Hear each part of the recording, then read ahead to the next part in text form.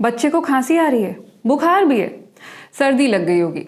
एक काम करो, रात को ना दूध में बस 2 बूंद ब्रांडी मिला के दे देना, सर्दी भी चली जाएगी, नींद भी अच्छी आ जाएगी। हमारे माँ बाप ऐसा ही किया करते थे हमारे साथ, हमने भी यही किया है तुम्हारे साथ। नमस्कार, मैं हूँ ईशा भाटिया सानन, आप देख रहे हैं सेहत टॉक।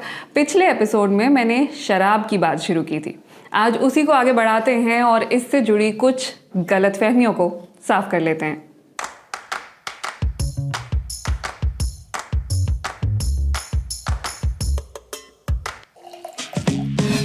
पहली गलतफहमी है शराब के सीक्वेंस को लेकर। मसलन बियर के बाद अगर वाइन पिएंगे तो सब ठीक रहेगा, लेकिन अगर वाइन के बाद बियर पी लेंगे तो खूब चढ़ेगी। यानी आप एक साथ अलग अलग तरह की शराब तो पी सकते हैं, बशर्ते आपका सीक्वेंस सही हो, नहीं तो अगली सुबह खूब हैंगओवर होगा। यहाँ जर्मनी में जहाँ लोग खूब बियर और वाइन पीते हैं, यहाँ ये बहुत सुनने को मिलता है, लेकिन ऐसा होता नहीं है। ब्रिटेन और जर्मनी में हुई रिसर्च दिखाती है कि आप किसी भी सीक्वेंस में पिएं, कम अल्कोहल से ज़्यादा की तरफ बढ़ें या ज़्यादा से कम की तरफ, आपको चढ़ती उतनी है और अगली सुबह हैंगओवर भी उतना ही होता है। तो अगर पीने के बाद उल्टियाँ करने से बचना चाहते हैं तो बेहतर तो यही है कि ड्रिंक्स को आपस में मिक्स मत कीजिए। दूसरी गलतफहमी, शराब गर्मी देती है, इसलिए सर्दी से बचने के लिए थोड़ी सी पी लेनी चाहिए। तो होता ये है कि जब आप शराब पीते हैं तो आपकी रगों में खून तेजी से दौड़ने लगता है। इससे आपको लगता है जैसे आपका शरीर गर्म हो रहा है। असल में शरीर नहीं, सिर्फ आपकी त्वचा सतही तौर पर गर्म हो रही होती है, वो भी सिर्फ कुछ पलों के लिए।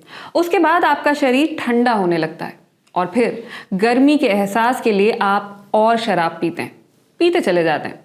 बच्चे को आप 2 बूंद दे देते हैं, वो आपसे और शराब तो मांग नहीं सकता। ऐसे में वो 2 बूंद तबीयत और बिगाड़ने का काम कर जाती हैं। जरूरी नहीं है कि आपके माँ बाप ने जो किया है वो आप भी दोहराएं। पुराने जमाने में बहुत सी अच्छी चीजें होती थी, लेकिन हर पुरानी आदत अच्छी होती है इसकी तो कोई गारंटी नहीं है ना। और ये कतई जरूरी नहीं है कि पुरानी चीजों को करते ही चले जाना है। तब शायद चीजों की उतनी समझ नहीं थी। अब जब नेगेटिव इफेक्ट्स के बारे में पता चल गया है, तब तो रुक जाओ ना। मैंने एक वीडियो में बताया था कि नवजात शिशुओं को शहद चखाने से बॉट्यूलिज्म हो सकता है और बहुत रेयर केसेस में बच्चे की जान भी जा सकती है। साथ ही मैंने एकदम छोटे बच्चों की आंखों में काजल डालना कितना खतरनाक हो सकता है ये भी समझाया था। तो इस पर कुछ कमेंट्स ऐसे आए कि सदियों से परंपरा चली आ रही है, हमारी संस्कृति पर सवाल उठा रही हैं आप। नहीं, संस्कृति पर नहीं, मैं आज की मार्केट में जो प्रोडक्ट्स मिल रहे हैं उस पर सवाल उठा रही हूं। आज के जमाने में ना तो आप शहद घर पर बना रहे होंगे और ना ही काजल। 2020 में centre for science and environment ने भारत में बिकने वाले शहद के 13 ब्रांड्स को टेस्टिंग के लिए जर्मनी भेजा।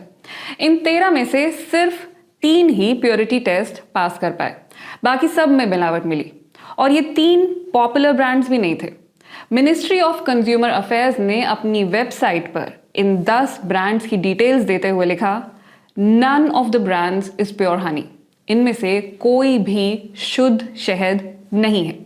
इसी तरह काजल में लेड होता है, सीसा। भारत सरकार के आंकड़े दिखाते हैं कि भारत में आधे से ज्यादा बच्चों के शरीर में सीसे की इतनी ज्यादा मात्रा मौजूद है जिसे लेड पॉइजनिंग की श्रेणी में रखा जाता है। दुनिया में और किसी भी देश में बच्चों के शरीर में सीसे की इतनी मात्रा नहीं पाई गई है।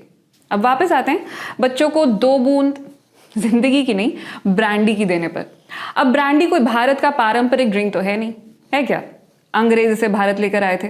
वैसे अंग्रेज एक और चीज लेकर आए थे, ग्राइप वाटर। तो चलिए, अब वीडियो इतना लंबा खींच ही चुकी हूं तो ग्राइप वाटर का किस्सा भी सुना देती हूँ। मैंने भी बहुत पिया बचपन में। पेट में दर्द हुआ, फौरन 1 चम्मच दे दो वुडवर्ड्स ग्राइप वाटर। आपको पता है वुडवर्ड क्या है या कौन है? पूरा किस्सा सुनाने बैठूंगी तो वो कौन था टाइप एक पूरा एपिसोड करना पड़ेगा, इसलिए एकदम शॉर्ट में बताती हूँ जितना मुमकिन हो सके। अमेरिका में एक बंदा था, विलियम वुडवर्ड। ये मैं आज से कुछ 180 साल पहले की बात कर रही हूँ। यह आदमी एक फार्मेसी में ट्रेनी था। उस जमाने में फार्मेसी में दवाइयाँ बना करती थी, आज जैसी केमिस्ट शॉप्स नहीं होती थी कि गए इनो की शीशी ले आए। खैर, ट्रेनिंग पूरी करने के बाद ये बंदा चला गया लंदन। वहाँ इसने अपनी खुद की फार्मेसी खोल ली। उस ज़माने में लंदन और आसपास के इलाके में बुरी तरह मलेरिया फैला हुआ था। तो विलियम वुडवर्ड ने नोटिस किया कि डॉक्टर जो दवा मलेरिया के मरीजों को देते थे, उस दवा का बच्चों पर बड़ा असर होता था। वुडवर्ड ने उस दवा के फॉर्मूले को थोड़ा सा बदल दिया ताकि उसे खास तौर से बच्चों के लायक बनाया जा सके। तो जो पहला ग्राइप वाटर उन्होंने बनाया, उसमें क्या क्या था? सोडियम बाइकार्बोनेट यानी बेकिंग सोडा। पेट में गैस होती है, सोडा फायदा करता है। डिल ऑयल यानी सोया का तेल। सोया के पत्तों को अक्सर मेथी के साथ मिलाकर पकाया जाता है, ये भी डाइजेशन के लिए अच्छा होता है। पानी, ऑब्वियसली। चीनी, ताकि स्वाद ऐसा हो कि बच्चे पी सकें। और अल्कोहल। तो जब आप बहुत छोटे बच्चों को अल्कोहल देंगे तो जाहिर है कि वो सो ही जाएंगे। नवजात शिशुओं में अक्सर कॉलिक यानी गैस की प्रॉब्लम होती है। ऐसा इसलिए होता है क्योंकि उनका डाइजेस्टिव सिस्टम पूरी तरह से बना नहीं होता है। इसीलिए कहा जाता है कि पहले 6 महीने सिर्फ माँ का दूध ही देना चाहिए, और कुछ भी देंगे तो वो पच नहीं पाएगा, बच्चे के पेट में दर्द होगा। साथ ही अगर ब्रेस्ट फीडिंग के दौरान माँ खुद भी कुछ ऐसा खा रही हो जिसे पचाना मुश्किल होता है या जिससे गैस होती है, जैसे राजमा, छोले वगैरह, तो उससे भी बच्चे को दिक्कत होती है। अब कॉलिक से परेशान बच्चों को जब ग्राइप वाटर दिया गया तो बेकिंग सोडा की वजह से उनकी गैस रिलीज हो गई, डिल ऑयल की वजह से डाइजेशन इंप्रूव हो गया, अल्कोहल की वजह से वो टुन होकर सोने भी लग गए, और चीनी की वजह से उन्हें स्वाद अच्छा लगता था तो आराम से पी भी लेते थे। अब कमाल की बात यह है कि विलियम वुडवर्ड के टाइम पर बस उनकी फार्मेसी और उसके आसपास वाली महिलाओं को ही इसके बारे में पता था। उस जमाने में कोई सोशल मीडिया तो था नहीं कि मम्मी बैठकर रील बना रही हैं फीलिंग रिलीव्ड, ऐसा तो कुछ हुआ नहीं होगा। तो लोग एक दूसरे को बताते थे और इस तरह से ग्राइप वाटर थोड़ा बहुत पॉपुलर हो गया। लेकिन असली पॉपुलैरिटी इसे दिलाई विलियम साहब के बेटे ने।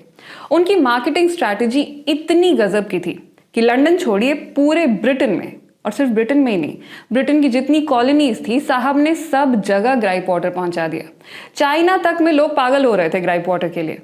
और तो और टैगलाइन भी दी उन्होंने, granny told mother and mother told me. आप में से कितनों को ये वाली ऐड याद है? क्या हुआ?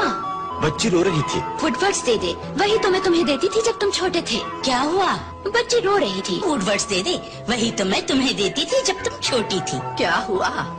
बच्ची रो रही थी। वुडवर्ड्स दे दे, वही तो मैं तुम्हें देती थी जब तुम छोटी थी। अंग्रेजी की टैगलाइन को हूबहू हिंदी की ऐड में तब्दील कर दिया गया। अब दिक्कत ये हुई कि जैसे जैसे वक्त बदला, साइंस आगे बढ़ी, नई नई रिसर्च होने लगी, तो समझ में आया कि अल्कोहल तो बच्चों के लिए बहुत ही बुरी होती है। बाद में चीनी के नुकसान भी पता चलने लगे। ऐसे में 1993 में अमेरिका ने वुडवर्ड्स ग्राइप वाटर को बैन कर दिया। इसके बाद और भी कई देशों ने ऐसा किया, लेकिन भारत में ये आज भी मिलता है और पैकेजिंग के ऊपर बड़ा बड़ा लिखा होता है नॉन अल्कोहलिक। यानी आज जो ग्राइप वाटर आपको बाजार में मिल रहा है वो 170 साल पहले वाला फॉर्मूला नहीं है। मैंने वुडवर्ड्स इंडिया की वेबसाइट पर चेक किया, वहां लिखा है Woodward's gripe water is an Ayurvedic formulation. बताइए, अमेरिका में पैदा हुए वुडवर्ड साहब ने ब्रिटेन में जो ग्राइप वाटर बनाया वो एक दिन आयुर्वेदिक कहलाएगा। ये बात तो खुद वुडवर्ड साहब ने भी अपने दूर दूर के सपनों में नहीं सोची होगी। तो ये हुआ कैसे? आज की डेट में जिस भी देश में वुडवर्ड्स ग्राइप वाटर बिकता है, वहां वो अपने देश के नियम कायदों के हिसाब से उसका फॉर्मूला बदल सकते हैं ताकि उसे अपने देश में अप्रूव करा सकें। तो आज की तारीख में जो ग्राइप वाटर आप खरीदते हैं उसकी इंग्रेडिएंट्स लिस्ट कुछ इस प्रकार से है। सबसे पहले सोडियम हाइड्रोजन कार्बोनेट यानी बेकिंग सोडा। दूसरे नंबर पर है टेरपीनलेस डिल सीड ऑयल, यानी तेल वही है लेकिन इसे प्रोसेस किया गया है, इसमें से टेरपीन्स हटा लिए गए हैं। टेरपीन्स ऐसे कंपाउंड्स होते हैं जो आपके हार्मोन से छेड़छाड़ करते हैं। देखिए, बिना हार्मोन्स के कोई वीडियो बन ही नहीं सकता, यहाँ भी आ गए हार्मोन्स। तो टेरपीन से बेसिकली नशा होता है। असली फॉर्मुलेशन में होता था, अब वाले में नहीं है, ऐसा यहाँ लिखा है। फिर है चीनी, चीनी अब भी है। वैसे आपने देखा होगा बच्चे को जब चोट लग जाती है, वो रो रहा होता है, तो अक्सर बड़े मिश्री देने को कहते हैं और मिश्री खाकर बच्चे चुप भी हो जाते हैं। ऐसा इसलिए क्योंकि मीठा जो है वो दर्द के एहसास को कम करता है, साथ ही वो शरीर में ऐसे हार्मोन्स निकालने लगता है जो खुशी के लिए जिम्मेदार होते हैं।